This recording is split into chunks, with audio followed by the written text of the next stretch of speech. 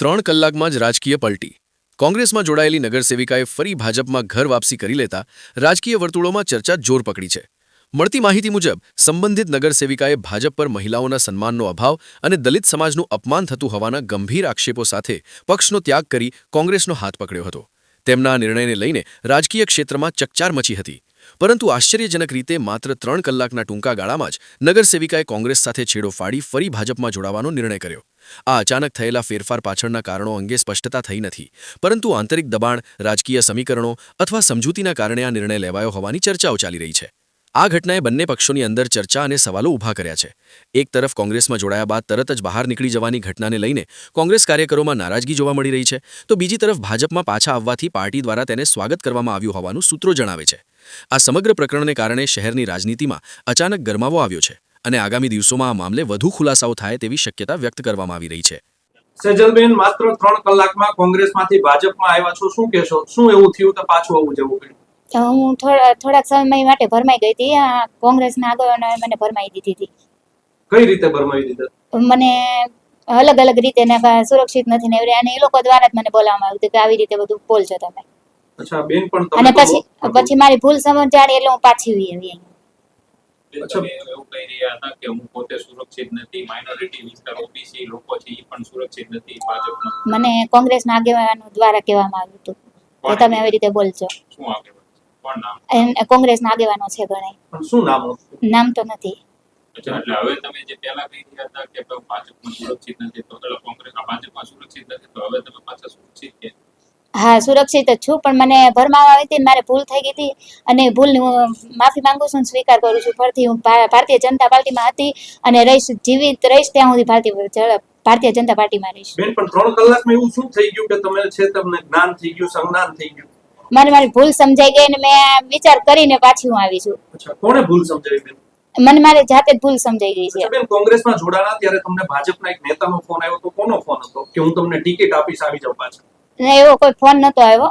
મને નાથી કહેવામાં આવ્યું હતું કે તમે બોલજો આવી રીતે. અત્યારે ભાજપમાં જોડાયા તો ભાજપમાંથી એવું કહેવામાં આવ્યું કે તમને ફરી ટિકિટ આપવામાં આવશે, તમે ભાજપમાં જોડાઈ? ના, એવું કશું એવું નથી કીધું. મેં મારી જાતે જ હું આવી છું, મારી ભૂલ સમજાઈ ગઈ એટલે હું આવી છું પાછી. પછી ગેરકાયદેસર પ્રવૃત્તિઓ જે ચાલતી હતી, તમે જે વાત કરી રહ્યા હતા ગેરકાયદેસર પ્રવૃત્તિઓની, હા, તો એ હવે પાછી ભાજપમાં રહીને પછી ગેરકાયદેસર પ્રવૃત્તિ બનતી જશે?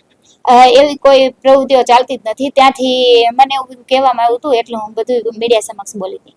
બેન, તમે કહો છો કે હું એવું કહી રહી હતી થોડા સમય પહેલા, એટલે કે આજથી 2-3 વર્ષ પહેલા આપ એસપી કચેરી આવ્યા હતા ને આપ કહી રહ્યા હતા કે મારા વિસ્તારમાં, મારી ચાલીમાં ખુલ્લેઆમ દારૂ વેચાય છે, જુગાર ચાલી રહ્યો છે. બેન, ત્યારે તમે ખોટું બોલતા હતા 2 વર્ષ પહેલા. એ 2 વર્ષની પહેલાની વાત છે, અત્યારની વાત નથી. અચ્છા, પણ કોણે તમને ચડાવ્યા હતા? તમે એમ કહો છો કે ચડાવ્યા હતા, પણ કોણે? તમે નાના તો નથી. 2 વર્ષ પહેલાની વાત નથી, અત્યારની વાત છે. અત્યારે મને કોંગ્રેસના કયા નેતાએ તમને ચડાવ્યા હતા?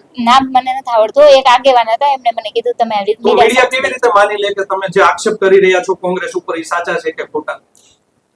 હું મારી ભૂલ સમજાઈ ગઈ, પાછી આવી ગઈ. હવે આગેવાન તો જે એમના મેન આગેવાન હોય એનું નામ મને જાણકારી નથી. નામની અત્યારે સામેથી આવ્યા કે કોઈ તમને ફોન કર્યો પછી? ના, કોઈ ફોન નથી કર્યો, મારી સામેથી જ આવી. ભૂલ સમજાઈ ગઈ એમાં. અચ્છા, એટલે કોંગ્રેસનો જે મેનિફેસ્ટો હતો પછી ત્યાંથી સીધા અહીંયા આવતા? હા, મને ભૂલ સમજાઈ ગઈ. થોડોક સમય વિચાર કર્યો, પછી ભૂલ સમજાણી કે નહીં, મેં આ ખોટું કર્યું છે, હું એમાં જ સુરક્ષિત છું, એટલે હું પાછી આમ આવી. હવે પાછી ભારતીય જનતા પાર્ટી તમારી પર કેમ વિશ્વાસ કરશે? કારણ કે તમે પાછા જતા રહેશો.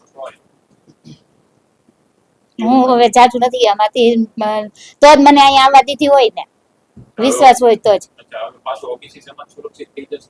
હવે એ બધી સમાજ સુરક્ષિત હતી. મેં કીધું મને ભરમાવામાં આવી હતી અને મારે જાજુ કેવું નથી.